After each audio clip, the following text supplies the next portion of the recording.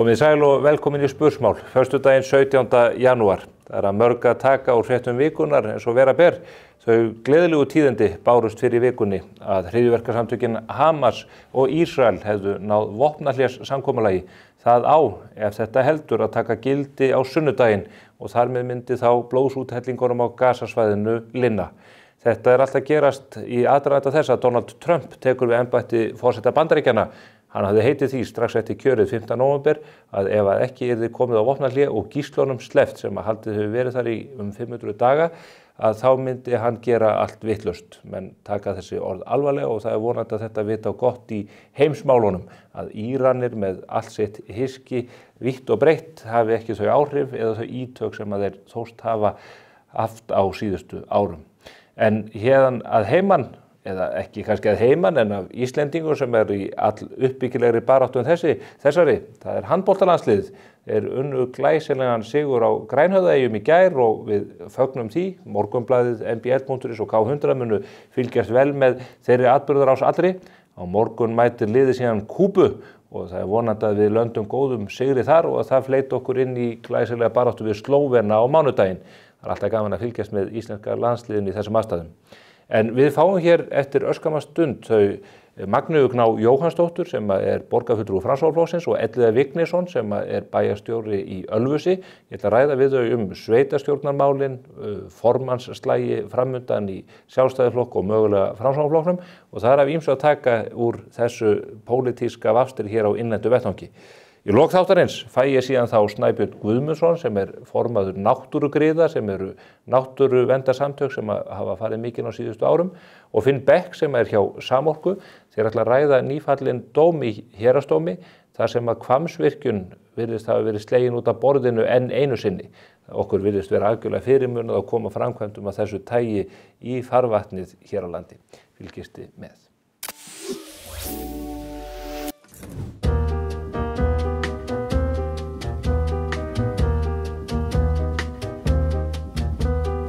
Herragarðurinn klæðir þig vel.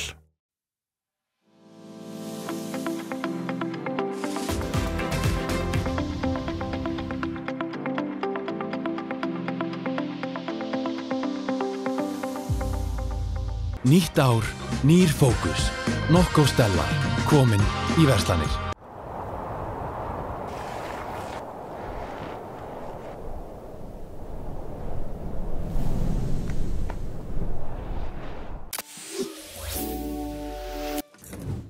Þá erum við komið hér á vettvang frétta vikunar. Þau komið hér, tveir sveitarstjórnarmenn, Elliði Vignisson í Ölfusi og Magneu Gná Jóhannsdóttir sem fulltrúi Framsóknarflokksins í borgarstjórn. Velkomin bæði tvö. Takk fyrir að bjóða okkur hingað. Bara gaman að sjá ykkur. Þetta ekki fyrsta sinn sem Elliði kemur og örugglega ekki síðasta skipti sem ég býð þér. En síðasta skipti sem býð mér sem. Já, það var eitthvað skipt í dag, Gott að taka það strax fram. Ég ætlaði að fara að penti þetta. Það er gott þú tókst að mér orðið með það. Magneu, það hefur svona borið nokkuð á þér í borgarmálunum en kannski ekki mikið. Þú kannski dálítið í skugganum af leiðtoga Framsóknarmanna sem núna vermir borgarstjórastól. Já, mér var sagt það í upphafi þegar ég var að ganga inn í þessi sveitarstjórnarmál að það oddvitarnir sem fá mestu athyglina og þegar maður situr í þriðja sæti þá kannski fólki ekkert svona mikið að pæla í þessu fólk sem neðarlega á lista og mest að pæla kannski þeir sem eru formenn einhverja ráða og einmitt borgarstjóra. Það eðlilegt.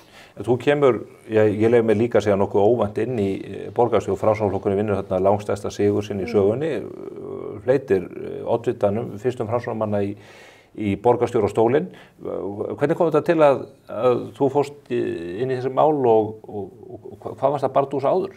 Já, þetta var mjög gleðileg kosningaúrslit síðast og það verður bara að segja að það var bara stór árangur fyrir Framsóknarflokkinn að eiga fyrsta borgarstjóran á sínum röðum. Ég bara kemur í stjórnmálinn beint úr háskólanum, ég var að læra lögfræði í Háskóla Íslands. Enn eitt lögfræðingurinn? Enn eitt, það nóg á þeim. Hafði búið erlendis og var í alþjóðlegu umhverfi þar, í alþjóðlegum skóla og kom heim og hafði mikla ambísjónir að breyta heiminum og svo það bara þannig að þú breytir ekki neinum með að kvarta við eldhúsborðið. Þú ert að mæta og taka þátt til þess að hafa áhrif. Þannig að ég kom bara inn í Framsóknarflokkinn 2018 þegar ég flytti til Íslands, svona viljandi allra vilja gera til þess að hafa gagn og gera gagn í samfélaginu. og Framsóknarflokkurinn höfða mest til mín sem miðjuflokkur og þessi samvinnu hugsun að við sitjum saman við borðið og finnum lausnir fyrir samfélagi heitlaði mig og hafið það áhrif að ég valdi þennan flokk umfram aðra. Ellið, þú ert búin að vera aðeins lengur á sviðinu, eða ekki? Hvenær fórst þú að láta til þín taka út í Eyjum? Ég byrjaði nú svona formlega þáttöku í pólitík á seinni hluta seinustu aldar. Síðasta árþúsund. Síðasta árþúsund. Þegar ég er eins árs, svo var sér sagt. Magnið er rétt það bil eins árs þegar ég byrja svona formlega þáttöku en er fyrst í framboði 2002, verð svo bæjarstjóri 2006. Já. Og læriði klíníska sálfræði og menntaður sem slíkur. Veitir nú kannski ekkert af á vettvangi stjórnmálanna? Við erum þar kynntur þannig en ég ætla ekkert að segja mikið frá því samtali, ég er bundin trúnaði það. Það er ekki að við tveir? Já, við tveir. En ég er búin að vera lengi í þessu, það er alveg rétt og séð talsverða breytingu á þessum tíma. Að þau stjórnmál sem ég kem inn í eru allt önnur stjórnmál heldur en Magnea kemur inn í. Það er orðið margs konar breyting á þessum tíma, bæði hvað var það bara hugmyndir fólks stjórnmál, hugmyndir fólks almennt vald, áhrif samfélagsmiðla og fleira. Þannig að þetta er alltaf að verða meira og meira krefjandi fyrir gamla menn að taka þátt í stjórnmálum og þurfa að laga sig að áherslum hvers tíma. Þannig að það er bara í árdaga internetsins sem að þú ferð að skipta þér pólitík? Já, ég mun að þeirra hafa sendt fax. Ég kalla nú ykkur ekki síst til mín þar að segja úr þessum tveimur flokkum bara vegna þess að á vettvangi beggja þessar flokka er virk umræða núna möguleg formannaskipti. Þau liggja fyrir hjá Sjálfstæðisflokknum, þar að segja Bjarni Benediktsson hefur ákveðið að víkja vettvangi en svo spratt upp svona einhvern veginn onni þá umræðu, ekki síst hér á vettvangi spursmála og dagmála, umræðan þá hvort að Sigurður Ingi væri að hverfa vettvangi. Hvort ykkar vil taka þennan bolta fyrst? Skulum leyfa Magneu að... Já, kannski við byrjum þess á Sjálfstæðisflokknum. Þetta er mikil tímamót þegar Bjarni Ben ákveður að hætta sem formaður og hann hefur náttúrulega staðið marga mótvinda og sýnt mikla seiglu í sínu stjórnmálastarfi sem leiðtogi Sjálfstæðismanna.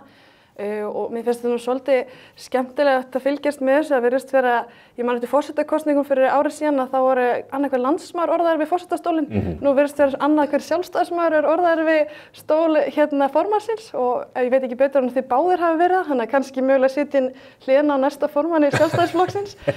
En þetta er auðvitað bara skemmtilegt að fylgjast með og lífgar upp tilverun í janúar að fá þessa umræðu inn. En hvað var að Sjálfstæðisflokkin, ekki það ég er ekki sérfræðingur í þeim flokki en maður heyrir svona að það verið lítið til varaformannsins og Áslaugar og líka Gulla en maður svona velti fyrir sér hvort að Sjálfstæðisflokkurinn sé komin á þann stað hann sé tilbúin að kjósa konu sem formann. Það er svona skemmtileg pæling líka. Það hefur ekki gerst frá stofnunarins 1929. Nei.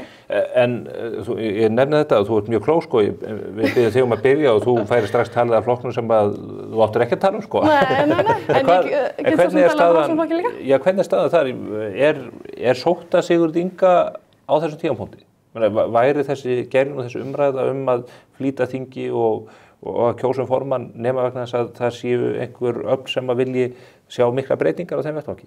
Staðreyndin er auðvitað svo að Framsóknarflokkurinn fekk sína verstu niðurstöðu í 108 ára sögu flokksins og það er staðreynd sem að við sem flokksmenn í Framsóknarflokknum þurfum að ræða og við þurfum að horfa inn á við og skoða hvað fór úrskeiðis en líka horfa fram á við og byggja upp Framsóknarflokkinn.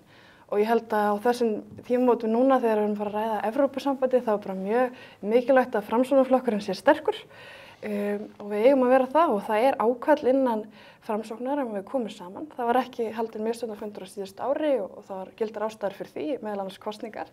Þannig að ákallið er skýrt að við komum saman og ræðum þessa niðurstöðu.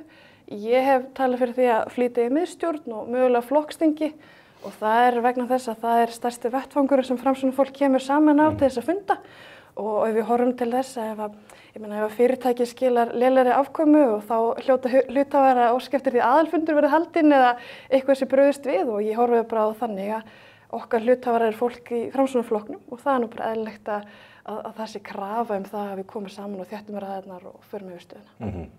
Þú talar hlutafélag en ekki kaupfélag, það er kannski tíma að tákn. Já, ég meina, það mátti líka tala það. Ég meina, hlutafar í kaupfélagum er það bara almenningur líka. En felur það í sér að þínum mati ákall að breyta til í forystunni? Er það forystan sem ber ábyrgð á þessu hvernig fór? Fyrst og fremst náttúrulega ákallið það að við komum saman. En svo hefur það alveg komið upp umræðinu eðlilega að einhver taki á sig þessa ábyrgð. Og hvort að það þessi ákallið nýja forystu eða hvað skiptir kannski ekki mestu máli. En fólk hefur talað það að það kannski þarf forystan þá endurnýja sitt umboð. Þannig að þessi enginn vafi það að það sé traust og umboð frá flokksfólki til forystunar. Og mér finnst það bara eðlilegt eftir þetta afhróð ef svo orðið koma þessa niðurstöður. Það Lilja Alfreðsdóttir sem að opnar á þessu umræðu hér á vettvangi dagmála Elliði. Hún dettur út á þingi. Hún væntanlega sár og svekkt yfir því að það skyldi ekki takast að hífa fylgið meira upp. Já, auðvitað eru og þessi flokkar eiga það kannski sammerkt og það alveg rétt hjá Magnu að við erum ósátt við niðurstöðu kosninga og það þarf ekki að fara að draga fjöður yfir það með því að finna ykkur orð eins og varnarsigur eitthvað svoleiðis. Jafnvel þótt að svo væri þá erum við enga síður ósátt. Báðir þessi flokkar vildu meira. Ég held að það sé ekki sanngjarnt að hengja þetta háls þessara tveggja formanna sem ég til báða afskaplega hæfa. Og ég held að það sem hafi gerst það að þessi tveir flokkar, þeir hafi ekki endurnýjað samtalið við kjósendur nægilega. Og ekki bara þessi tveir flokkar, þetta sama gerðist hjá Pírötum og þetta sama gerðist hjá VG og þetta sama gerðist hjá sósíalistum að kjósendur hafa breytt áherslum sínu meira heldur en flokkarnir hafa gert. Vinstra fylgið, það fór til Ingu Sæland, það fór til fólksins. Af hverju? Af því að hún var ekki í þessu kaldastríðstali baráttu öreigana og baráttuna við auðvaldið og allir þessir frasar, heldur endurnýja hún orðræðina. Kannski ekki viljandi. Hún lofaði nú bara að hafa þjóðinni 450 skallin á reikningin í mánuði. Hún gerði það en hún talaði inn í sinn kjósendahóp. Ég held að Sjálfstæðisflokkurinn og Framsóknarflokkurinn þurfi núna bara að fara í að endurskoða áherslur sínar. Þetta eru orðnir of miklir kerfisflokkar. En það ekki ábyrgð formannanna sem að þú... Að hluta til, það líka bara ábyrgð okkar flokksmanna. Við erum fjöldahreyfingar, báðir þessi flokkar og við þurfum að endurnýja hvernig við tölum við fólk. Við tölum, í staðan fyrir að tala við fólk, þá tölum við yfir hausamótunum á þeim. Við tölum til þeirra í staðan fyrir að tala við þau. Og þetta held ég að sé orðið bara mjög áríðandi að fólk hefur engan nennu fyrir því þegar það kemur til þín og segir það er of dýrt fyrir mig að byggja. Það hefur engan nennu fyrir því að segja nei, það er nú alls ekki þannig að því að ég nú hérna með súlurinn sem þýðir það að innan OECD-ríkjanna þá erum við nú bara jöfnurir hér mestur og neysluverðsvísitala með og húsnæðislegar, hún sýnir bara fólk er löngu hætt að hlusta á þetta. Við þurfum að endurnýja orðræðu okkar og við þurfum að endurnýja samtali við þjóðina. Það held ég að þessi tveir flokkar eigi sameiginlegt. Sjálfstæðisflokkurinn er þó öðruvísi en Framsóknarflokkurinn að því leyti að við höfum langt breiðari skírskotun. Við höfum alla tíð verið bæði á landsbyggðinni og í borginni. Ég held þetta verði svolítið erfitt verkefni fyrir Framsóknarflokkinn að fá endurnýjað umboð hér í borginni til unnu kosningasigur í seinustu kosningum.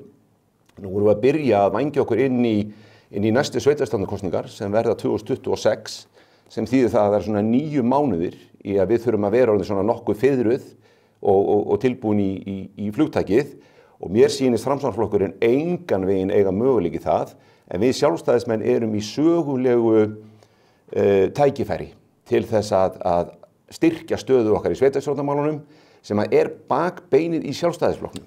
Algjörlega bakbeinið. Leiðum mér aðeins að klára af því að við erum með 14 manna þinghóp við sjálfstæðismenn sem þýðir það að við erum með svona 20 til 30 manns starfandi fyrir okkur á þingsvísu. Við erum með svona 500 manns starfandi fyrir okkur í sveitarstjórnum all land. Þannig að það er bakbeinið í flokknum. Við missum ekki sjónar á því. Við komum aðeins inn á sveitarstjórnarmálinu á eftir. Það eins bara því að það sem Ortarinn var að segja er að fólk er að kalla eftir aukinni samvinnu hugsun og fólk sem minna að tala yfir fólk og meira við það og það er akkurat það sem við í Framsókn viljum leggja áherslu og ég segi bara fyrir mig sjálf og ég bara fer inn í Framsóknarflokkinn út af samvinnu hugsun og ég held að það sé eitthvað sem við þurfum auðvitað að taka til umræðu innan Framsóknar. Hvernig ætlum við að byggja upp samvinnu hugsunna? Hvað meinar við samvinnu hugsun? Að við séum að eiga þetta samtala, við séum öll í samvinnu að ræða en ekki að Er það þannig sem Framsóknarflokkurinn hefur ætíð skilið samvinnu eða er það rugga saman þessari hugsun sem að Framsóknarflokkurinn er til á og hugtakinu samtal? Ég held að það sé bara bæði, þú veist, auðvitað er þetta samtalin líka við sem að vinna saman og gangi tækt og það grundvöllur Framsóknarflokksins að við séum öll einhvern veginn að vinna saman. Já, ég bara... En þú mátt alveg vera ósammála þeirri hugmyndafræði. Bara fullkomlega. Já. Förum aðeins inn á þessi málu eftir, það er að segja sveitarstjórnarmálu. Mér langar til að klára þetta með formennina. Nú liggur fyrir að Bjarni er að hætta, þannig að þar verður þessi endurnýjun. Það liggur ekki fyrir mig Sigurður Inga, þó manni þyki margt benda til þess að það sé ákall að hann axli ábyrgð, Sigurður Ingi og Hverfabraut, hver sem að síðan tekur við. Nú er landsfundur hjá Sjálfstæðismönnum í lok febrúar. Hvernig fer það mál, Elliði? Það er rétt að þú hefur verið orðaður við formannsframboð, þú hefur fjallað dálítið það. Er von á því að þú blandið þér í þann slag, hvort það formaður, varaformaður eða ritari eða hvað þessi embætti öll heita hjá þessum ágæta flokki? Einu get ég lofað þér, ég mun blanda mér í þann slag, en hvort ég fer í framboð, það er allt annað. Þetta er stærsti lýðræðisvettvangur landsins, landsfundur Sjálfstæðisflokksins. Það er alltaf ég að taka virkan þátt og vinna að því að góður formaður taki við. En nú er formaður hættur og það er fullt af fólki nefnt og það er verið að hringja í varaformanninn og ráðherrana fyrirverandi og þig og fleiri og það er mjög mismunandi hvort að það komi skýr svör, ekki bara eðlilegt að menn stígi bara fram á sig, ég geti hugsað mér að taka þetta að mér eða ekki. Jú, ef að fólk er ákveðið í því, þá er það bara eðlilegt að það geri það. En á landsfundi allir í frambúði. Þannig að við erum þannig flokkur, við erum lýðræðislegur flokkur, við erum ekki flokkur fólksins. Við erum með mjög ríkt lýðræðistar, ríkar hefðir og menningu í kringum þetta. Og ég held að þessi sú menning sem býr til þessa möguleika okkar að máta fólk inn í og liggur ekkert á að svara. Það er eitt sem ég langar aðeins að minnast á og ég sagði hérna í byrjun að ég lærði sálfræði á seinustu öld. Mér þótti alveg ótrúlega merkilegt að horfa á Sigurð Inga, formann Framsóknarflokksins, þegar hún tilkynnt það í beinni útsendingu að það voru breytingar og hann sé kominn inn og Willum sé dottinn út. Þetta eru svona að horfa á hvernig hann bregst við, fyrir mér þetta voru ekki gleði viðbrögð. Var það ekki að sína dramatísk sorgarviðbrögði við því að vinur hans væri fallinn? Myndið þú ekki gera það? Valla myndir þú slá þér á lær og það myndi valla bakka í? Ég myndi ekki sína sorgarviðbrögð við því að ná kjöri. Mér finnst það eðlilegt að Willum er í miklu uppáhaldi á mér og vafalaust hjá honum líka. Þannig ég skil þann hluta af þessu. En ég held einfallega að Sigurður Ingi hafi verið búinn að sjá fyrir sér Framsóknarflokkinn öðruvísi heldur en með sig innanborðs þegar hann sest niður í settið í beinni útsendingu. Ég held hann hafi verið tilbúinn til þess ég held hann hafi verið tilbúinn til að stíga til hliðar og rétta keflið áfram. En vildi hann ekki stíga til hliðar þegar þú ert með flokkinn í rúst og örfáir þingmenn eftir? Það ég held nefnilega að það hefði akkurat verið staðan þegar hann sest niður í settið. Ég held að þið þurfum að spyrja hann að því sjálfan ekki. Það hefði verið mjög auðvelt fyrir hann að gera það ef hann hefði verið utan þings. Þannig að, og mér finnst svona nú er ég búin að þekkja Sigurð Inga mjög lengi, kynnist honum fyrst í gegnum sveitarstjórnarmálinu og hef mjög miklar mætur á honum, bæði sem persónu en líka sem stjórnmálamanni. Hann getur auðvitað sagt það sé þingmenn, það er í sjálfu sér ekkert mál, Bjarni gerir það bara með einni Facebook-værslu. Já, hann getur það, en það er ekki víst að hann sjái jafn marga arftaka innan síns þinghóps og Bjarni mögulega gerir. Og þetta er svo óbúslega ábyrgð sem er lögð á þetta fólk. Þarf formaðurinn að vera inn á þingi? Já, formaður þarf að vera þingi. Það gengur ekkert að formenn svona stórs flokks að sveitarstjórnarmenn getur líka verið formenn flokks? Ég hef talað um að það getur verið í forystu. Já, ekki formenn. Ég hef ekki sagt það. Ekki svo mjög getur velja, ég segi svo margt. En þú útilokar það sjálfur formannsframboð með þeirri fulltingu? Enga síður þá er það þannig að formaður flokksins, hann verður að hafa aðgengi að þingsalnum. Í það minnst að þeir eru 4 ár í kosningar. Þannig að ég skil það alveg, en að sveitarstjórnarmenn þeir geta verið í forystuflokksins. Talandi síðan forystumenn almennt, Einar Þorsteinsson, hann tekur við sem borgarstjóri af DIB Eggertsinni, fylgið mælist 2-3% núna í mælingum, það er talandi samvinnuna, það er allt í háa og loft í skipulagsmálum út af Álfabakka klúðrinu stóra, helstirninu sem ég kýs að kalla það sem að búið að pota það niður. Hvernig getur Einar snúið og þið Framsóknarmenn snúið stöðunni ykkur í hag þannig að þið skóplist bara ekki út úr borgarstjórn í komandi kosningum á næsta ári? Það er alveg rétt að fylgið okkar í borginni kannski ekki upp á marga fiska en kjörtímabil ekki búið og leikurinn ekki búinn fyrir að dómari flautar af. Þannig að við spyrjum að leikslokum, já, og það er alveg rétt að það hefur verið áskoranir í þessari tíð okkar síðustu 2 ár. En við höfum þó náð miklum árangri í ýmsu. Við erum að sjá það að aldrei fleiri lóðir verið skipulaðar og við erum búin að útluta lóðum að Kjalarnesi og við ætlum að fara í Keldnalandi og Úlfarárdal er áform með uppbygging. Í leikskólamálunum erum við að þokast áfram, við fórum í stórt viðhaldsátak og þar er að koma pláss úr því átaki. Við erum að byggja nýja leikskóla og bara nýlega voru fréttunum uppbygging í Elliðaárdal í þeirri útivistarparadís. Við erum í samstarfi við vinnustaði um uppbygging í leikskóla. Ég hef talað fyrir heimgreiðslum sem laust þess að bregðast þessu ástandi á meðan að fólk í þessum biðtíma og auðvitað er það þannig að maður er með mikla samkennd með foreldri sem í þessari spennitreyju. En ástandið er ekki skárra og það er engin lausn í sjónmáli í Árskógum svo ég nefni þessi dæmi. Fjárhagur borgarinnar er ennþá í rúst. Fjárhagur borgarinnar hefur tekið mjög miklum bata og það er þannig þegar við komum að inn að öll rauð ljós blikkuðu og við hefum verið alveg frá því að við komum inn í Ráðhúsið í hagræðingar aðgerðum, við fórum í ráðningabann og það hefur skilað sér og við erum að selja eignir, það er verið að standa til að selja Perluna til dæmis og þetta er auðvitað bara einskiptis aðgerð en samt skiptir máli til þess að ná stöðuleika í fjármálum borgarinnar og ég bara vona það að við náum með auknum árangri og þetta er okkar verkefni og svo auðvitað snjómoksturinn líka, það má ekki glemma því en við erum alltaf með augun á boltanum hérna og kannski erfitt, og auðvitað er það erfitt að snúa við stóru skipi og það gerist ekki á einni nóttu og það var aldrei raunhæft að ætla að við myndum koma inn og daginn eftir yrði borgin allt önnur og borgin á mörga mati er bara frábær líka þannig að það er ekki það að við viljum einhvern veginn umbylta öllu en auðvitað er margt sem þarf að gera og við hefum verið að gera það.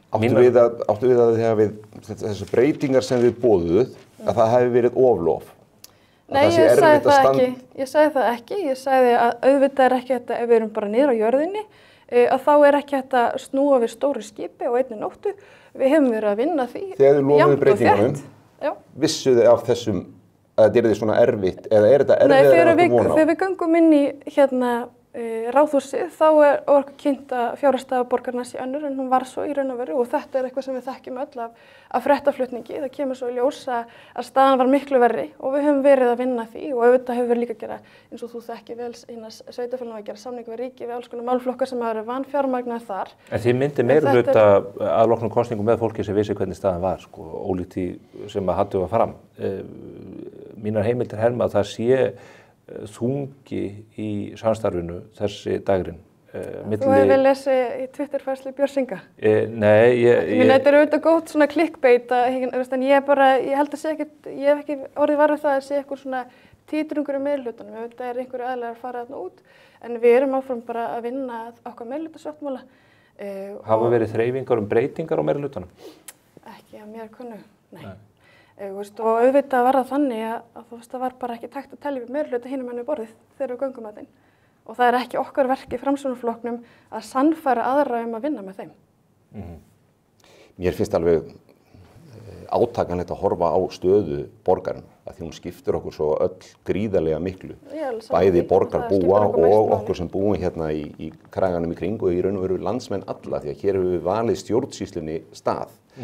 Ég er núna í 6 ár búinn að búa hérna í innan við hálftíma akstursfjalla frá borginni. Ég finn munin á því hvað mér finnst allt erfiðara sem tengist borginni. Ég er farin að veigra mig við að sækja þjónustu í borgina. Það er allt orðið einhvern veginn þyngra og ég get ekki ímyndað mér að borgarbúum almennt að þeir upplifi að borgin sé betri staður að búa núna heldur en hún var fyrir 4 árum eða 8 árum. Og það held ég að hljóti að vera dálítið erfitt fyrir ykkur sem myndið meirihluta borgarinnar að horfa til dæmis upp á þjónustukannanir. Þar sem að Reykjavíkurborg er ár eftir ár eftir ár með falleinkunn í þjónustu við borgarbúa.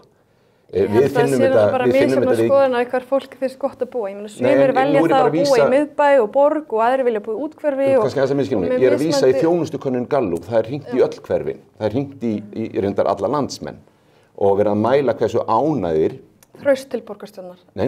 Það er verið að mæla hversu ánægð ertu með leikskólamál, hversu ánægð ertu með grunnskólamál, þjónustu við aldraða og alla þessa þjónustu þætti sem við erum að veita og borgin í neðsta sæti í nánast öllum þjónustuliðum. Nú hef ég séð þessa kannanir til dæmis hvað varðar leikskólamál. Það hlýtur að vera óþægilegt fyrir ykkur að horfa framan í borgarbúa og vera ekki að gera betur, sérstaklega fyrir að hafa lofa breytingum. Já, nú hef ég séð þessar kannanir til dæmis hvað varðar leikskóla og það er alveg rétt að það er óánægja hjá fólki sem er að bíða eftir leikskólaplási, eðlilega.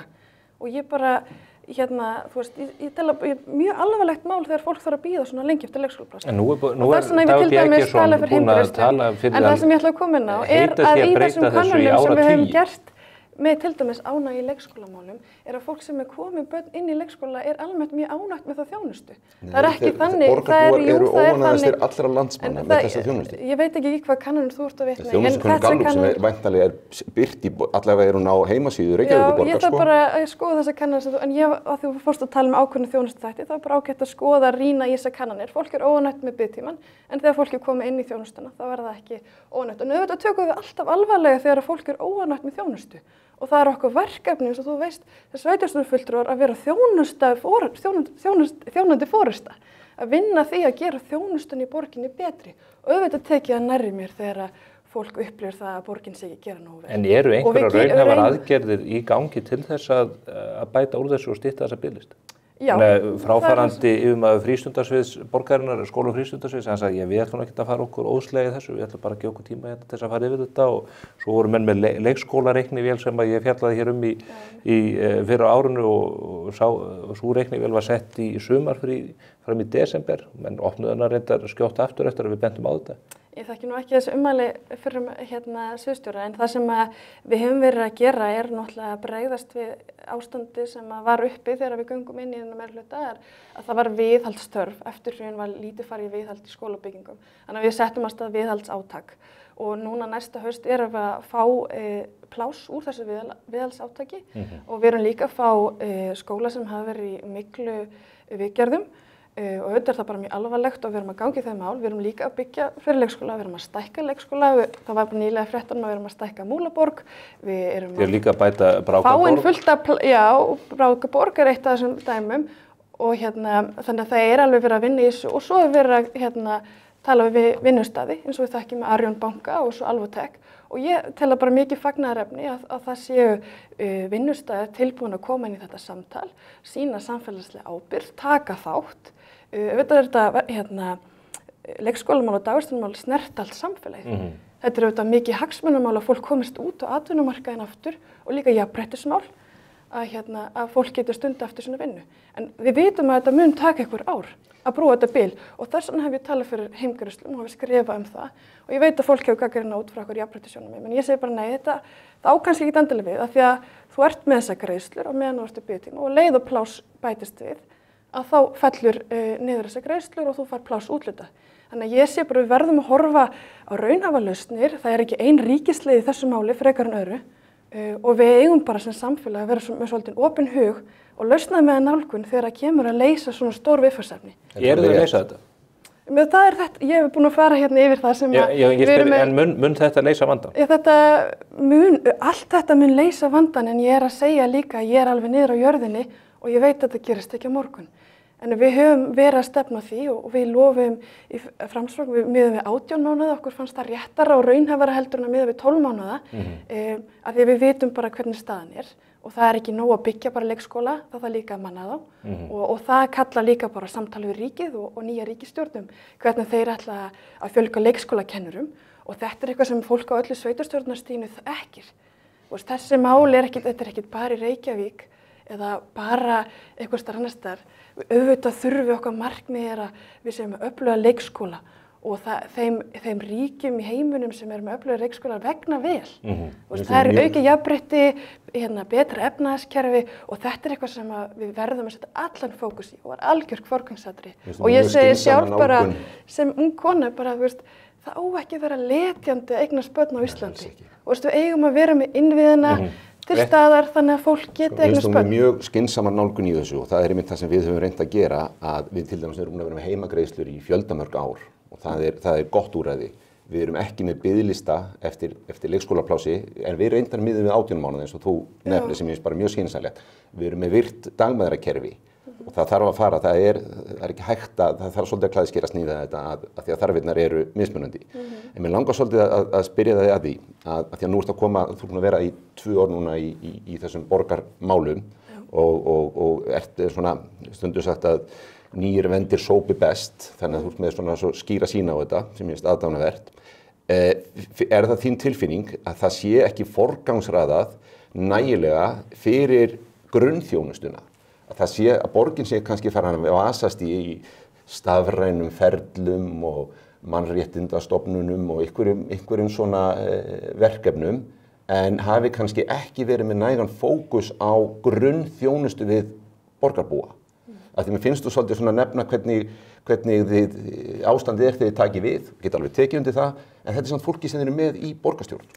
Já, sem þú ert að tala þar. Mín forgangsröðun og okkar framsóknar algjörlega skýr. Það að ná tökum á fjármálum borgarinnar, uppbyggingu í borginni og svo leikskólamálin. Þetta eru kannski 3 aðalatriðin ef ég nefni eitthvað. En auðvitað eru við líka í stafrænni umbreytingu og það skiptir líka máli. Það einfaldar ferlana, það gerir fólki auðveldara við það að byggja, auðveldara við að sækja leikskólaplás og leikskólareiknirinn og allt þetta. Ég meina þetta skiptir máli að við séum líka í því. Við þurfum að gera það samhliða en fókusinn verður að skýr og það er grunnþjónustan og vera þjónandi forysta fyrir borgina. Sveitarstjórnar kosningarnar eru greinilega handa á hornið. Ég held að við höfum verið að starta kosningabaráttunni hér. Hún byrjar bara dag. Og er það... Ef það er mikið af svona öflugu fólki að þá lýst mér afskaplega vel á framtíðina. Það er venjan hér á vettvangi spursmála að hefja kosningabaráttuna. Hvernig sem hún verður. Rétt í lokin bara, fylgist eitthvað með handboltanum sem að núna er alltaf líkjandi? Það er hræddur þetta er heilu stund á mínu heimili þegar að íslenska landsliðið spilar handbolta. Þannig að þetta eru átök fyrir mann. Ég finn það að ég styrkist allur þegar ég reyma á mig gömlu handboltspecialskóna og sest niður í sófan og mér finnst ég líka orðin svo rosalega góður í handbolta eftir því sem fjær líður sem ég spilaði hann sjálfur. Horfa meira. Já, það er þannig að mér finnst svona ráðgjöf mín við sjónvarpsskjáinn ekki alltaf skila sér. Skila mig á máli. Já, hún er nú væntanlega að skila sér vel gegn Grænhöfðeyjum. Þetta var frábært. Bara og svona sammenningar takk fyrir þjóðina að vinna leik. Það er aðeinslegt og mér var svo gaman að fylgjast líka með fréttaumfjöllun og greinilega góðum mórall. Ég var að sjá hérna eitthvað viðtal við Björgvin Pál og hann er 20 árum eldri en allir aðrir en þeir eru saman að spila tölvuleik og eitthvað svona, þannig að þetta er líka greinilega eitthvað svona brú- og kynslóðabil hérna í landsliðinu, góð stemning. Hann tók það fram að hann væri orðinn aukaleikari í þessu stóra leikriti. Stóra leikriti. Þeir eru nú margir aukaleikaratir. Næsta vers er það ekki að kjölddraga kommunistana frá Kúbu? Jú, þetta eru 2 leikir sem að maður gerir nú hreina og klára kröfu að vinna og vinna sannfærandi. Þetta er rosalega gott fyrir okkur held ég að byrja á þessum 2 leikjum. Það er svona pepp í þessu og við sjáum til dæmis ungan mann koma þarna inn á í gær, hann Þorsteinn og þetta er svo stórt svið að stíga inn á og þetta er svo vöðvaminnið er svo mikilvægt. Og það að hafa svona að ná úr sér hrollinum. Við sáum bara munun á því bara með hver einustu sókn sem leið sem hann var inn á. Hvað hann svona eldist og náði þarna 2 alveg glæsilegum sleggjum á markið, svolítið sem við höfum saknaði úr landsliðinu.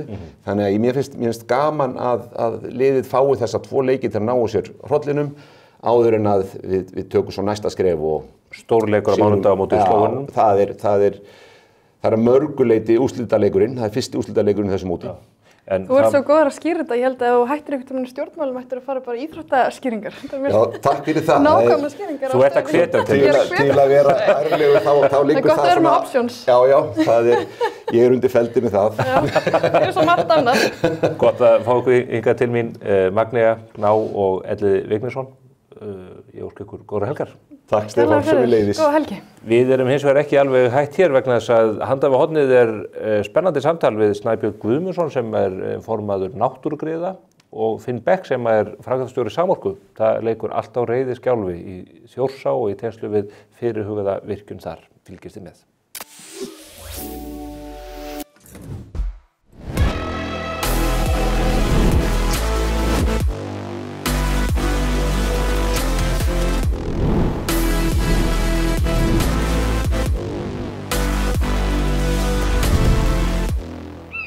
Ef þið elskið bóndan ykkar, þá gefið honum eyjabita á bóndadaginn.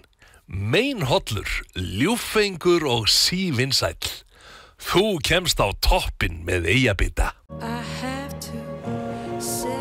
Komdu og reynslaktu glænýjum Toyota Land Cruiser 250 hjá viðurkenndum söluaðilum. Toyota. Förum lengra.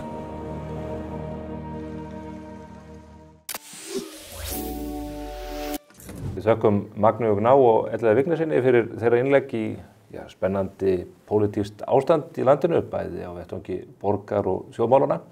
En þjóðmálin eru víðar. Þau eru meðal annars á Suðurlandi þar sem að stór og mikil á rennur til hafs og rætt hvort það megi sækja meiri raforku í þá miklu auðlind. Ég fengi hingað til mín 2 góða gesti, þá Snæbjörn Guðmundsson sem formaður náttúrugriða, náttúruverndarsamtakanna sem hafa látið þessi kveð á síðustu árum, og Finn Beck sem framkvæmdastjóri Samorku. Við ætlum að ræða meðal annars nýfallinn dóm héraðsdóms og hvernig horfurnar eru varðandi frekari orkuöflun í landinu okkar góða. Komið þið sælir og blessaðir. Blessaður.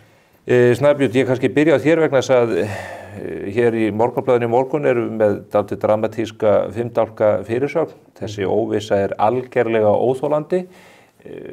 Þú hlýtur að hafa hoppað hæðina þegar að héraðsdómur lét vaða í þennan langa og ítarlega dóm sem leiði til þess að Hvammsvirkjun og verður bara áfram á teikniborðinu. Já, hann kom nú ekki sérstaklega óvart í þessu svona það sem þetta féll á. Við vissum af því og það var búið að sjá þetta fyrir.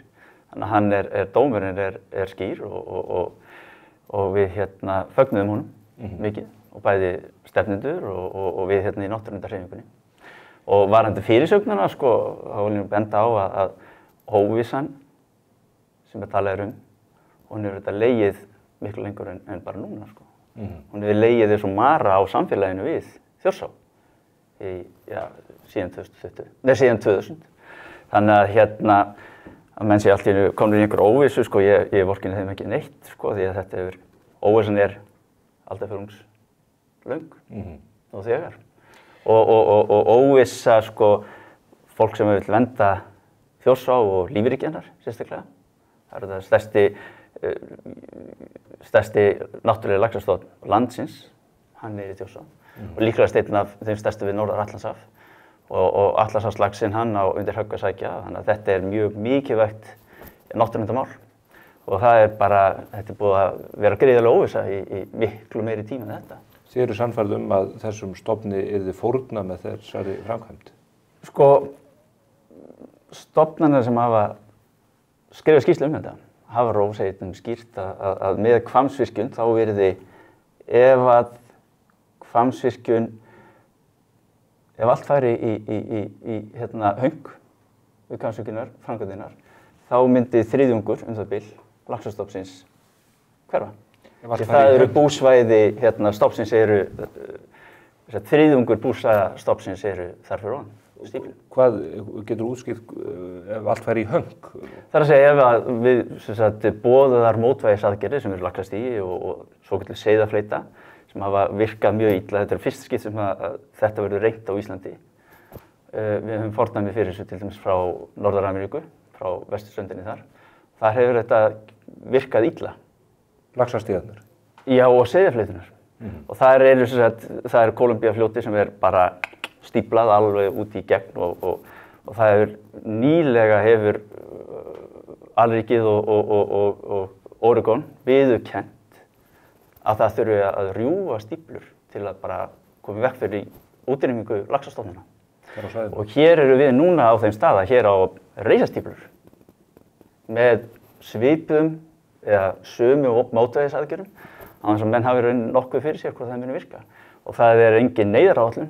Landsvirkjun hefur hvergi, það búið að spyrja, þráspyrja Landsvirkjun, hvað neyðaráætlun? Ef þessar mótvægisaðgerðir virka ekki, hvað verður þá gert til að bjarga laxinum? Það ekki til. Hvergi komið fram á blaði. Þannig að við fögnum því að þetta stöðvist í bili og þetta mikill sigur. Já. Förum aðeins yfir það, Finnur, þú nú lögfræðingur að mennt og ég veit að þið eru sennilega þið eru í hópi kannski þeirra 20 manna sem hafa lesið í gegnum dóminn í heild sinni.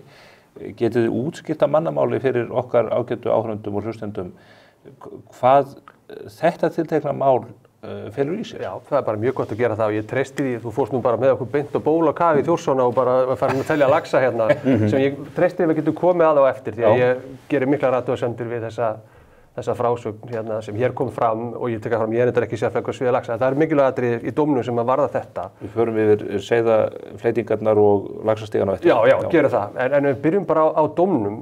Þá er hann grafalvarlegt mál og stendur alveg undir þessari fyrirsögn sem í Morgunblaðinu. Hann myndi ég segja, áfall fyrir íslenskt samfélag út af ákveðnum aðstæðum og raunar líka áfall og kannski gæti verið hugsanlega kortin sem fyllir mælinn fyrir orku- og veitugeirann sem að reyna að starfa í þessu umhverfi sem að greininni er búin.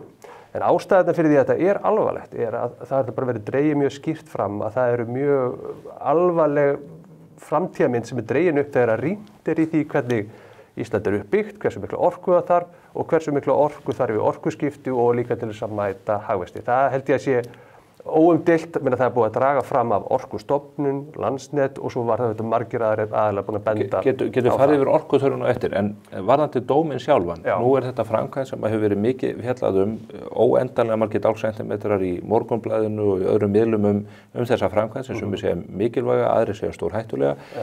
Hvað þetta sem að stoppa þetta nú þegar allir töldu einhvern veginn að nú hefði Landsvirkjun bara frítt spil það að hefja þarna framkvæmdir og eru reyndar framkvæmdir nú þegar hafnar þar? Það eru kannski tvö önnur atriði sem ég myndi vilja nefna sem mjög mikilvæg varðandi það af hverju þetta alvarlegt mál. Hitt að Hvammsvirkjun, 95 megavata virkjun sem átti að byrja að starfrækja hér í lok árs 2029, hún stóra púsli sem vantar í það að við bara náum að byggja upp orkuframleiðslu hérna í landinu, það sem á kortinu allavega, til þess að mæta þessari orkuþörf og skellurinn auðvitað í því, þetta ekki nýtt illa vanhugsa verkefni, þetta verkefni sem búið í þróun í næstum því aldarfjórðung af stærsta fyrirtæki landsins sem hefur alla burði til þess að vinna mjög vandlega og hefur lagt metnað sinn í það að vera með gagnsæi og setja fram upplýsingar og eigi samskiptum við allar þær stofnanir sem þessu tengjast. Og jafnvel þeim tekst ekki að komast áfram í gegnum það ferli sem maður þarf að fara í gegnum þegar þú virt að vanda þig. Og svo kannski þriðja ástæðan, af hverju það ekki að takast? Og það dregið fram í dómnum sem að langmestu leyti lagatæknilegur.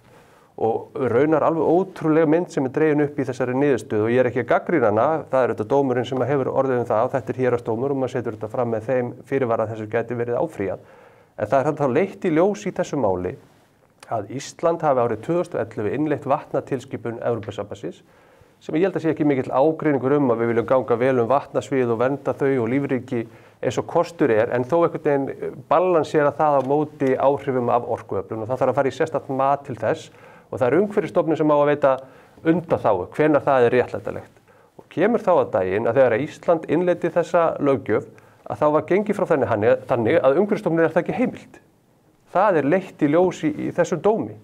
Og hvort hægt að kalla það mistök eða það sem að kalla í dag blýhúðun eða gullhúðun eða hvað ormenn vilja tala um það? Hvað sýnist þegar þú skoðar nefndarálitin úr þinginu og annað?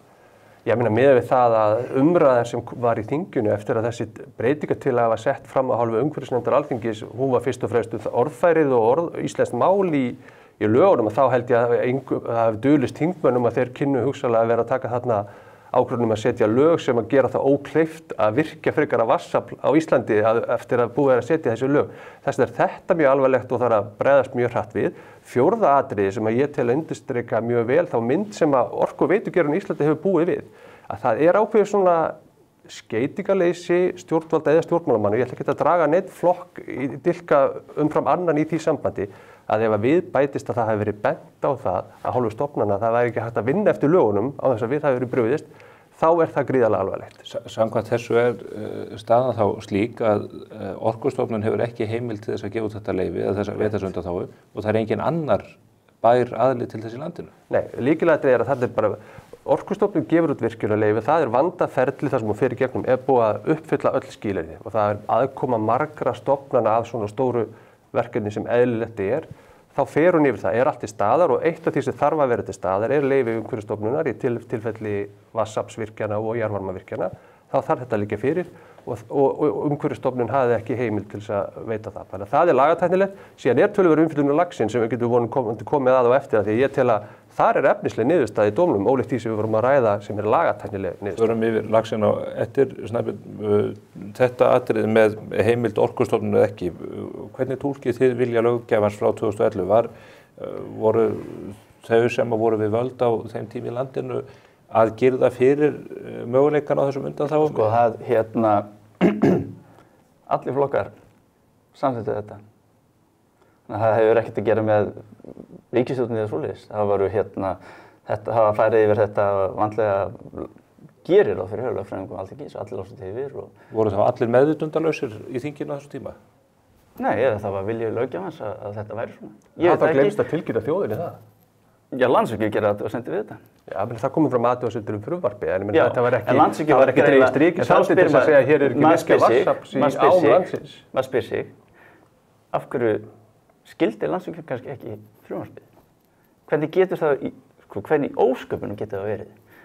Frumvarp sem var samþykkt 2011 og það reynir nú fyrst á fyrir dómi, 2024, að Landsvirkjun hafi á öllu þessum árum aldrei átta sig á því að þarna væri girt fyrir, samkvæmt lögum, að vatnsaflsvirkjanir gætu fengið undanþágu.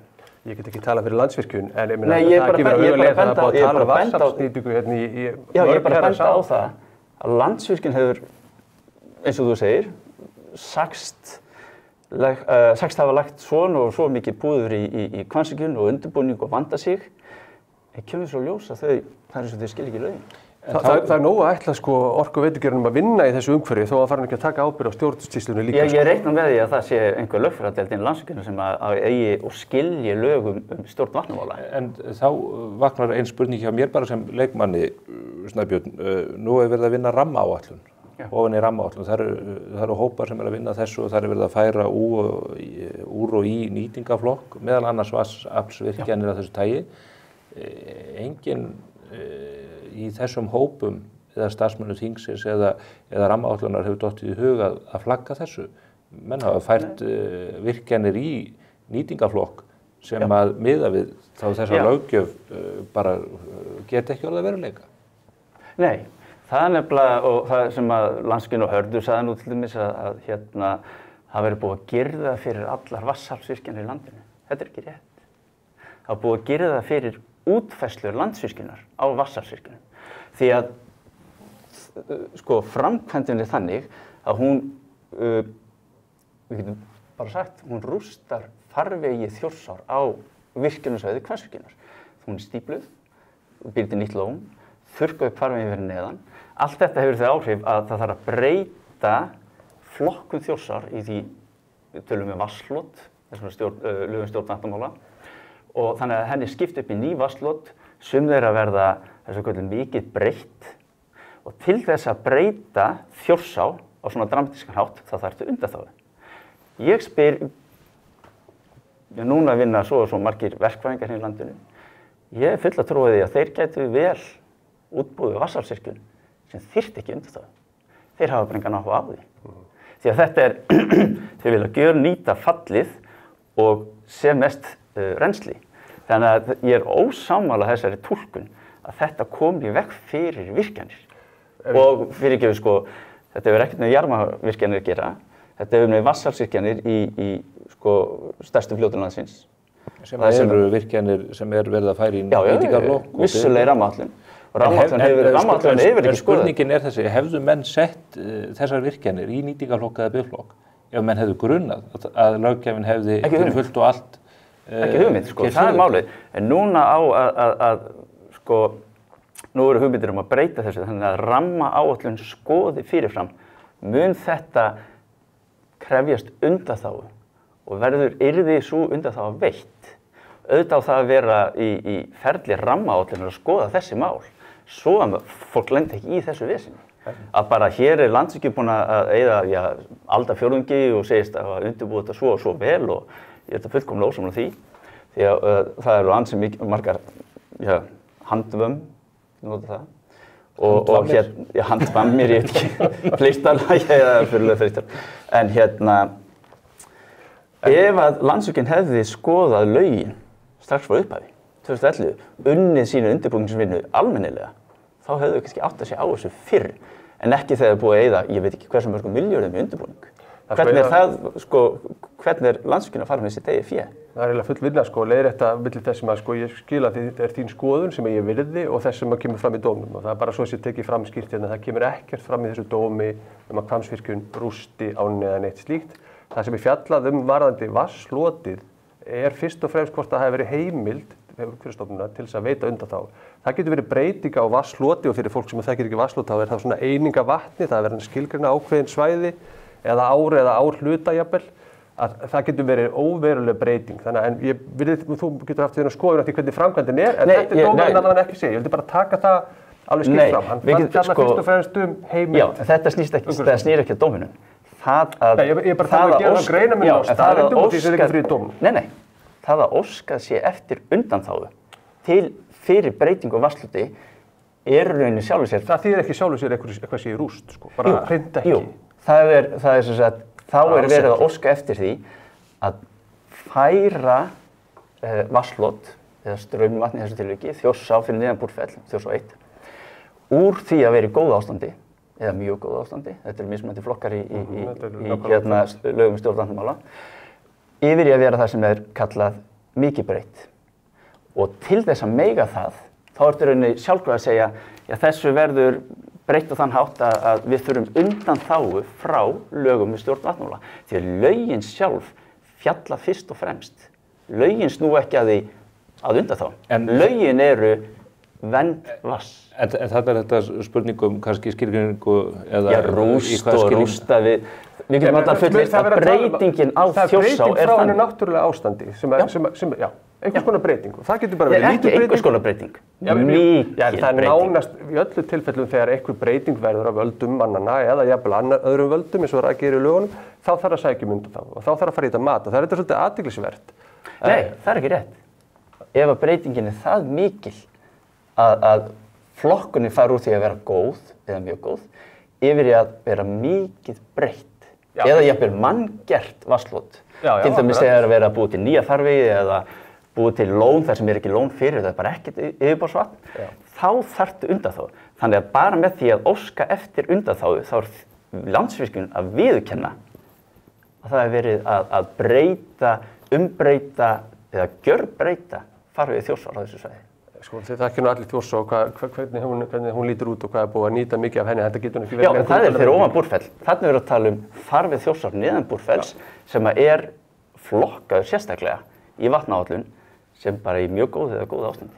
Við verðum að koma að laxinum á eftir og við höfum ekki gleyma laxinum, en það er samt athyglisvert að í þessu lögum er gert ráð fyrir því að þegar að verið er að mennirnir þurfum að fara gegnum það, viljum við raska lífríkinu eða náttúrunni eða erum við að gera það á ábyrgan hátt til þess að bara afla orku sem er líka bara alveg klárlega eitt af því sem að öll Evrópuríki hafa gert og það er búið að beita vatnaáætluninni þannig að það er einhverju leyti ævintýralegt að Ísland hafi komið sér í þá stöðu með alla söguna okkar vatnsaflsnýtingu á ábyrgan hátt með alla þessa möguleika að nota vatnaáætlun til þess að koma í veg fyrir að það sé hægt að veita undanþágu og svo hægt sé að virkja áfram. En það sem ég ætlaði að benda á er að það er líka mikið rætt það hvenær er þetta réttlætanlegt. Að í Evrópu er búið að taka stór skref í að meta að þeim gengur illa að afla endurnýjanlegrar orku, það hafa líka verið flækjur varðandi stjórnsýslu og annað. Og hvenær eru það almannahagsmunir sem að réttlæta það að við förum í að einhvern veginn að hreyfa við þessu og fara samt líka í mótvægi þegar verið er að hafa áhrif á vatnslot. Það er, og það er búið að gefa út bara tilskipun í Evrópusambandinu, að breyting á vatnsloti telst í þágu brýnna almannahagsmuna þar til að kolefnishlutleysi náð. Þar endurspeglast bara vilji stjórnvalda og í þessu tilfelli þá framkvæmdastjórnar Evrópusambandsins að þar til við ná kolefnishlutleysi sem er alltaf bara að vera að reyna að ráða bóta á allan heim að þá er bara búið að svara þessu mati, það þurfi ekki að leggjast í það mat. Við erum nú nær því að ná því heldur en raforkuöflun á Íslandi er 99,9% eða eitthvað svoleiðis endurnýjanleg. Þannig að við höfum eftir að fá að sjá fordæmisgerandi dóma út í Evrópu hvort að það myndi teljast almannahagsmunir að vega að bæði landslagi, náttúru og sérstaklega lífríki Þjórsár á þessu svæði. Þannig að við skulum þá alveg eftir að fjalla það. Dómari fjallar fyrst og fremst eins og þú segir formið. En það sem að mér langar til að spyrja, og ég ekki búinn að gleyma laxinum, að það varðandi í raun og veru ný stjórnvöld í landinu, við komið nýja ríkisstjórn og hún virðist vera orkuöflunar sinnuð, forsætisráðherrann og formaður Samfylkingarinnar hefur talað fyrir, meðal annars í þessu setti að auka orkuframleiðslu á næsta áratug 5 terawattstundir. Ef ég kann að reikna þá það eitthvað í kringum 25% aukning frá því sem nú eigi það að ganga meðal annars þá á grundvelli Hvammsvirkjunar sem hefur verið hlutaður í jöfnu. Þá hlýtur næsta skref nýs orkumálaráðherra og meirihlutans að vera það að breyta þessari löggjöf þannig að Umhverfisstofnun hafi ekki aðeins færi til þess að veita þess undan þá heldur verði gert það skylt. Það ekki? Ég gerir fullkomlega og við gerum ráð fyrir því að það verði farið að breyta þessu lögum sko. Þess að koma því að veita sko gera Umhverfisstofnun, nú reyndar sko stofnana umhverfi breytt sko. Umhverfisstofnun sá hluti hennar sem fjallaði vatnsflót, hann komin inn í loftslagsstofnun yfir höfuð þannig að sameinaðir við Orkustofnun, þannig að nú gerum við ráð fyrir að það sé bara ein stofnun sem fjallaði breytingar á vatnsflótum, settum lögum stjórn vatnamála og gefa út virkjunarleyfi. Þannig að það einföldun og kannski bara fyrir miklu betur á því. Því að sko málsmeðferð Umhverfisstofnun, því að það er nú komið fram hérna þegar við sendt minnisblað árið 2019 og bara óska eftir því að það greitt úr vandamálum varðandi lögum stjórn vatnamála og það virðist vera þau hafi bara bent á það, við vitum ekki hvernig málsmeðferðin eigi að vera og við sáum það alveg að sko Umhverfisstofnun þegar við fórum yfir þetta skoðum þetta lögfræðilega og þá sést alveg að málsmeðferðin mjög óljós. En þá spyr ég aftur, ef að þú gengur út frá því sem vísu að lögunum verði breytt, þannig að það verði greitt fyrir þessu, í hverju felst þá sigurinn, í hverju var það ástæða til að fagna þegar þetta tafið? Já, sko þá þarf að fara enn eitt hringinn, gerir ráð fyrir. Landsvirkjun mun ekki hætta við Hvammsvirkjun, þetta fara enn aftur á stað. En hver græðir á því ef að löggjafinn hyggst greiða götu þessara virkjunar? Þá getur loksins verið að tala náttúruna og náttúruvernd Þjórsár. Það búið að tala stanslaust það í 25 Já, en þá getur við farið með það fyrir dómstóla og spurt dómstóla, eru þið sammála því að Landsvirkjun hugsi bara nógu vel laxinn, hafi skoðað náttúruna við Þjórsá. Þannig að þið boðið frekari málaferli, jafnvel þó að löggjafinn... Ég tala ekki fyrir landeigendur, hann við Þjórsá. Þeir auðvitað höfðu þetta mál, en ég styð málið í hjarta mínu sko, og náttúruverndin gerir það sjálfsögðu. Þannig að þú gerir ráð fyrir því, svo ég umvoru spurninguna, að þó að löggjafinn myndi greiða fyrir þessu máli... Já, þessu tæknilega atriði, sko, að laga 18. grein fyrir hluta hennar. Þá sé vona frekari málaferlum til þess að tefja eða komið veg fyrir framkvæmd. Mér finnst það líklegt, já. Þetta mál er ekki búið þótt að lögun. Og það einmitt það sem að sko, og þetta alltaf svolítið svona, ég myndi segja hálf spaugilegt sko. Því að nú þetta í annað skipti sem að virkjanlega fellt. Annað skipti. Fyrra skipti það var gert úrskurðarnefnd umhverfis- og auðlindamála, þá voru það náttúruverndarsamtök og fjöldi landeigenda sem kærðu málið til úrskurðarnefndar. Það var gefið út 2022 í desember og kærufrestur fram í janúar. Það var kært, kom úrskurður í júní 2023. Og hann var á þá leið að það hefði ekki verið sko, það var ekki það var ekki eitthvað tæknilegt atriði, heldur bara Orkustofnun og Landsvirkjun og það bara enginn nefndi lög stjórn vatnamála. Það var ekki talað vatnsflót. Bara í virkjana umsókninni, eða virkjanleyfi og virkjanleyfinu sjálfu. Það bara fjall á því að sko, það var ekki það var eins og Landsvirkjun bara hefði ekki hugmynd tilvist þessara laga. Það var fellt. Og þá kemur Landsvirkjun og forsvarsmenn hennar og segja þetta bara formsatriði, nú fáum við undir þá. Svo þetta aftur. Fellur þetta aftur og þá það aftur bara, þetta bara formsatriði, það bara laga lögin. Það alltaf verið að elta skottið á sig, það eins og enginn viti hvað hann sé að gera. En sko, verða menn ekki bara að leggja árið í bátn, ég meina, ef þeir boða, eða Snæbjörn boðar frekari lögsókn og annað, ég meina, verður Hvammsvirkjun reist á okkar æviskeiði, jafnvel þó við verðum 100 ára? Það aldrei möguleiki að gefast upp, en það eru sko kannski 3 atriði sem ég myndi vilja nefna, sko, sem við höfum kannski ekki rætt, og þú varst auðvitað að víkja það náttúrulega orðið dálítið þreytandi sko að hér sé ekki, geti stjórnvöld ekki gefið út leyfi nánast á þess að það fá einhverja verulega gagnrýni og athugasemdir og slík leyfi innihaldi einhverja verulega annmarka þegar það kemur á dómstólum. Það þarf við höfum alltaf talað fyrir því lengi á Samorku, það þarf líka að búa stjórnsýslunni rétta umgjörð, næga resursa og þá ég bara að tala fjármagn og starfsfólk til þess að taka stór verkefni, greina þau vel, ráða við að vinna vandamat út frá því sem að þið voruð að ræða varðandi sko kærur. Þá líka sjálfsagt og maður gerir aldrei lítið úr því að það borgararnir eða náttúruverndarsamtök eða hver sá sem á bara lögvarða hagsmuni á að geta látið reyna á slíka leyfisveitingar. Það á meðal einhverju liti efnislegt mat stjórnvalda hvort það eigi að heimila eitthvað.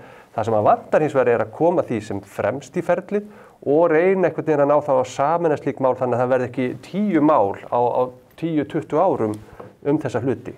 Síðan í öðru lagi það þarf alveg klárlega að bregðast við þessum dómi með einhverjum hætti, svo ég nefndi það auðvitað forræði Landsvirkjunar og þessara málsaðala, hvernig þau meta það hvort að málun eigi að áfrýja, en það líka augljóst af hvernig dómurinn lítur á lagaheimild Umhverfisstofnunar að hana þarf að laga óháð þessu máli. Í þriðja lagi, ef ég var að segja í byrjun, þetta undirstrikar bara mjög vel að þessi geiri býr við óviðeigandi umgjörð. Þetta atvinnugrein sem að reyna að vinna þessum málum á vandaðan hátt með hliðsjón af öllum þeim umhverfisverndarlögum sem að hér í gildi og vilja vanda sig. Þetta eins og slönguspil og við erum ekki einu sinni búin að tala það að sko til viðbótar við þetta ferli sem nú bara mjög ítælt og gott og við höfum bara hort mikið til Evrópu. Þaðan kemur löggjöf umhverfisvernd, þaðan kemur löggjöf líffræðilega fjölbreytileika og alla þessa hluti. Akkur styðumst við ekki við það í staðis að vera með svo til viðbótar við það lítt skilgreint í lögum ferli sem að tekur sífellt breytingum og heitir rammaáætlun. Og auðvitað við gagnrýnum okkar verið svolítið að beinast að því. Og það áttum að bara síður vona því að í svona grundvallarlöggjöf eins og vatnaáætlun væru slíkir ákallar að það gæti sett stór og mjög mikil þjóðþrifaverkefni í uppnám. En nú segir Snæbjörn, heldur þið fram að þetta hafi legið fyrir lengi, menn hafi bent á það fyrir löngu síðan að þessi heimild væri ekki til staðar. Hafa menn ekki þá bara ákveðið að beina blinda auganu að varnaðarorðum að þessu tagi? Ég bara kann ekki að skýra það. Ég hef aldrei fengið neina tilkynningum það að það væri búið að gera það fyrir vatnsaflsnýtingu út frá vatnatilkynningu. Nei, ég held að þetta sé nefnilega rétt sko, að það eru þetta ákveðið vandamál sko. Stjórnsýslan er eitt. Hún er ekki nógu vönduð, en hún býr við fjárskort og mannaflskort og allt svona bara eins og í Íslandi. Og þarna hefur þurft að vanda sig og fara miklu betur og grundigt í málin, eins og hjá bæði Orkustofnun en Umhverfisstofnun bjó við þetta lagaumhverfi og það sést alveg á heimildinni, undanþágu heimildinni, að þau reyna að prjóna sig framhjá þessum vandræðum sem eru í löggjöfinni sjálfri. En það að Landsvirkjun hafi aldrei á öllum þessum árum og enginn hafi bara lagst yfir og reynd að greina málin, þetta skandal.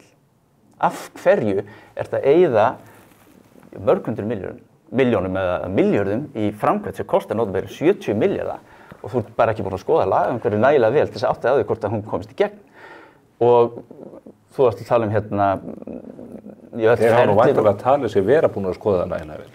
Líklega. Já, í samskipti við stjórnvöld og öllum stigum, fjölmargar stofnanir og ráðuneyti og það er enginn að tala þetta, þannig að auðvitað bara er fókus framkvæmdaraðilans fyrst og fremst að því að vanda verkefni og það var nú nógu athugasemdum sem þau þurftu að vera að Þetta er hluti af vönduðu verkefni að skoða lagaumhverfi, er það ekki? Jú, það var ekki gert.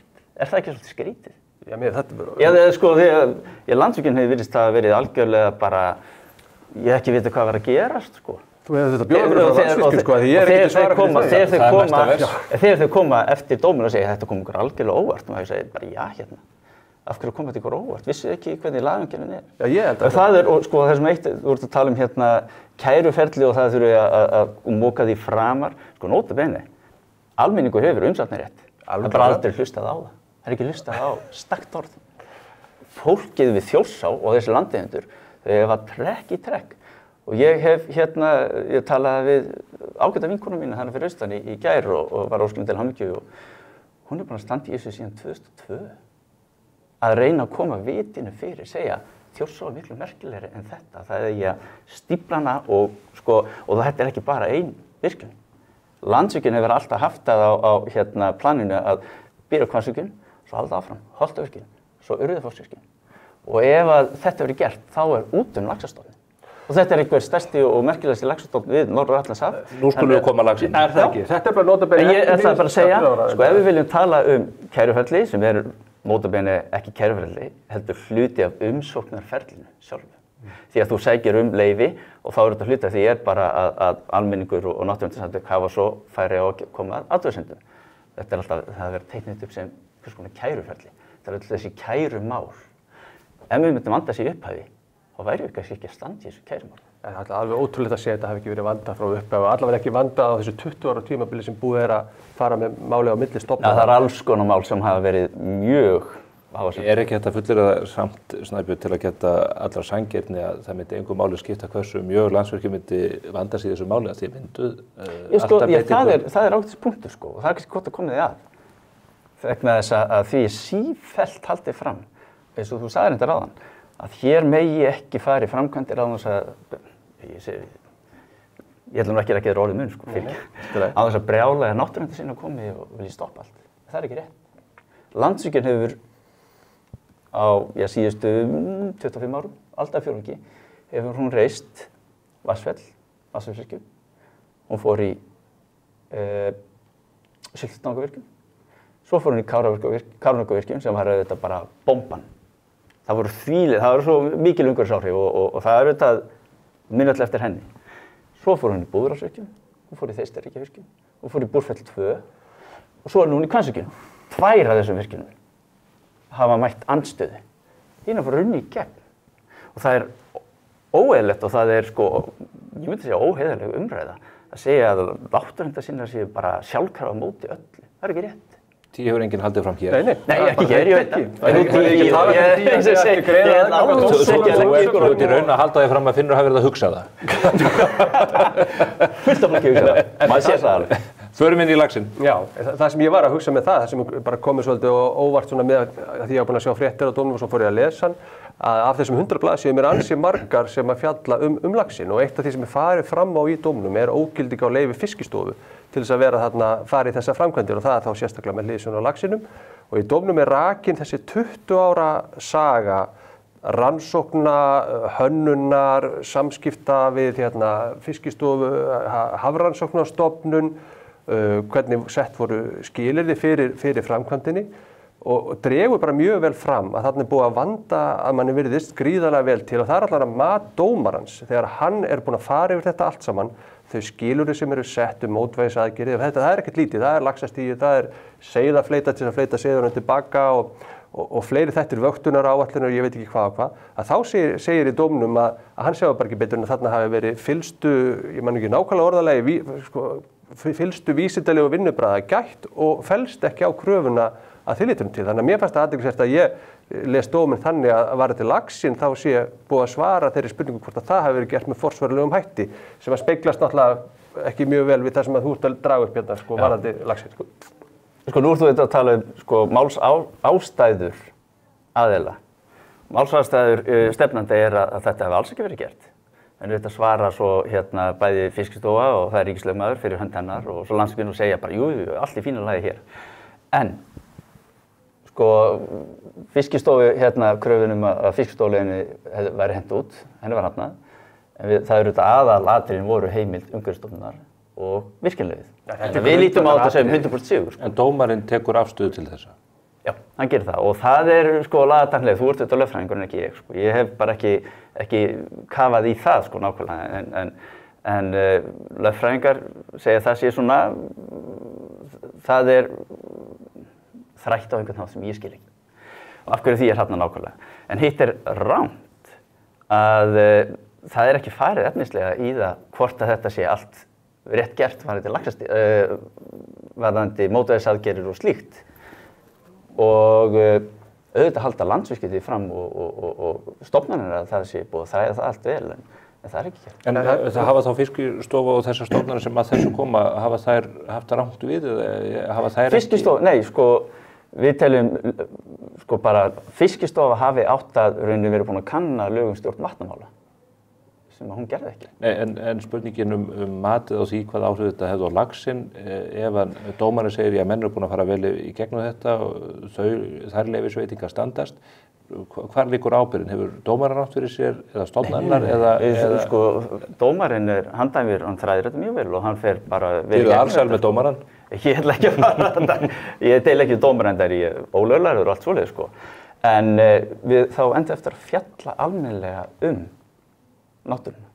Og nótabenni, sko, skulum athuga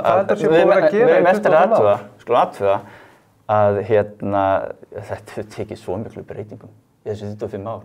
Fyrsta, sko, umhverfismatið 20 ára gamalt. Það er fólk, sko, sem vinnur á þessu stofninu sem var í vöggu eða það sko, saga Hvammsvirkjunar svo löng en er það ekki, það er búið að breyta lögum þess vegna spyr ég, þú segir sko, elsta umhverfismatið þetta gamalt, löggjöfin hefur breyst, fólk hefur komið og farið inn úr stofnunum, er það ekki líka til marks það að það er eitthvað brogað í þessu að þetta skuli taka svona langa tíma? Ég tek annað dæmi, nú hafa menn á annan áratug verið að reyna að koma upp línutengingu frá Norðurlandi og suður í Grundartanga. Það bara tekst ekki vegna þess að þetta allt kært fram og aftur og stöðvað hvort sem að fyrir því eru sko lögfræðilega réttmætar ástæður eða ekki. Við skulum spyrja okkur, af hverju hefur Hvammsvirkjun ekki verið reist á 25 árum? Það er ekki út á kærumálum, það er ekki út á náttúruhenda sínum. Náttúra fólki fyrir austan, það hefur barist gegn þessari virkjun. En Landsvirkjun hefur ekki, ég veit ekki, kannski ekki treyst sér, ekki lagt í hana. Hún auðvitað stóð í stórræðum 2002 upp að aldarinn, þá var Kárahnjúkavirkjun. Hún var málið. Og þetta umhverfismat, það er alveg hrikalegt, sko. En það er alveg ljóst að það er algjörlega úrelt og varðandi alls konar. Þetta hefur tafið þessa framkvæmdu mörg ár og talað þetta tefi framkvæmdu núna að minnstakosti 2 ár. Ekki mörg ár. Já, við sjáum til að Landsvirkjun sótti leyfi 2001. Það er 2002 og þannig að þetta er rauninni þessi síðasti þáttur í ferlinu. Hann er rauninni, ég þarf ekki 4 ára. Af hverju var Landsvirkjun ef henni lá svona mikið á? Og það er alltaf tekið dæmi Hvammsvirkjun sem og það er sagt, já sko, náttúruverndarsinnar og náttúruverndarfólk, það tefur út 10 ára. Þetta er eina dæmið. Hvammsvirkjun er eina dæmið. Það sem að, sko, umhverfismat lagt fram. Ég tók annað dæmi eins og línulagningu og við erum með Suðurnesjalínu 2 og annað þar sem að þetta gengur áfram saman. Sko, það var bara, það var slegið af, sko. En Hvammsvirkjun er búin að liggja í láginni og það er ekki kærumálum. Það er Landsvirkjun sjálf sem hefur ekki lagt í byggingu hennar. Og Landsvirkjun hefur reynda reist nokkra virkjunir á leiðinni, sko. Kárahnjúkavirkjun og svo framvegis. Þannig að taka þetta sem dæmi hvað kæruferli og náttúruverndarsinnar og fólk sem umhugað náttúruna sé að tefja mikið, það er óheiðilegt náttúrulega. Sko, það er svo margt hérna sem ég ætla ekki að elta Óla við og vil frekar kannski tala prinsipin, sko. Bara við hugsum þetta, það þarf að endurskoða kerfin okkar ef þau eru þannig að ég gæti, ef ég er á móti verkefni sem þú ert búin að fara með getum ferli og umhverfismat, bara kært og þvælt málið nægilega lengi og kannski segjum að vanmáttu að stofnunin ná ekki að klára alla kærurnar og svona, til þess eins að draga verkefni það lengi að þegar loksins kemur að leyfisveitingunni, ef þetta var nú allt saman allt í lagi í upphafi, að þá er umhverfismatið orðið ónýtt. Þetta eru tímalínur sem ganga ekki upp. Menn leina þess að klára þetta, að því að tímalínurnar skipta miklu máli. Hér er Ísland búið að setja sér markmið í orkuskiptum kolefnishlutleysi sem er nú bara sett í lög 2040. Við erum að tala stórt verkefni sem er talið þjóðþrifamál, að mati rammans, að búið að fara í gegnum öll þessi ferli gegnum þingið með stærsta orkufyrirtæki þjóðarinnar að vinna vel og vandlega að því, það er búið að taka 20 ár. Sko, hvernig ef að geta náð einhverju markmiðum 2040 ef svona verkefni flýtur ekki í brautargengi? 20 ár, en af hverju? Það er ekki vegna þess að fólki sé náttúruna. Það er þess að Landsvirkjun hefur dregið lappirnar, ég veit ekki af hverju þau hafa ekki farið í þetta. Þetta er kannski almennari spurning kerfið og hvernig það virkar í heilsinni. Já, en þetta er, ég er bara að segja, kerfið, þetta sko kæruferli, það er ekki búið að taka 20 ár, eða 25 ár. Það er sko seinustu nokkur ári. Það hefur komið fram. Við hins vegar erum brunnir út á tíma. Þetta eru gríðarlega stór mál. Ég ætla að fara yfir miklu víðara og breiðara svið. Það kallar á það að ég fá ykkur aftur tíminn og það er ekki vitlaus hugmynd líka að kalla til fulltrúa Landsvirkjunar því að það er auðvitað það fyrirtæki sem er miðpunkturinn í þessu máli öllu saman. Finnur og Snæbjörn, þakka ykkur kærlega fyrir komuna. Takk fyrir okkur. Við förum inn í helgina eftir þessa snaggarlegu og góðu umræðu orkumálin. allt þetta hér knúið af íslenskri hreinni orku og sent út á grundvelli hennar. Við hlökkum til að sjá okkur hér að viku liðinni. Þá verður búið að setja Donald Trump inn í embætti forseta í Washington DC. Ég verð þar fyrir hönd Morgunblaðsins og við flytja ykkur fréttið þaðan og við munum sömuleiðis taka samtal við sérfræðinga þau mál hér að viku liðinni. Fylgist þið með.